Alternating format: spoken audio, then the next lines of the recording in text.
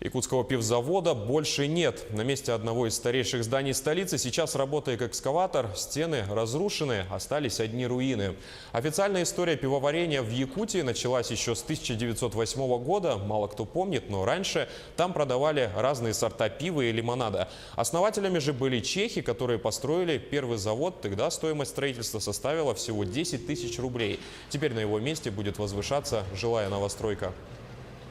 Мы сносим старое здание пивзавода. Тут будет в будущем многоквартирный жилой дом, 16-этажный. Застройщиком является фирма Goldline. Мы планируем закончить где-то в середине, в течение вот этого месяца. Вот этот пивзавод принадлежал ФПК Якутия.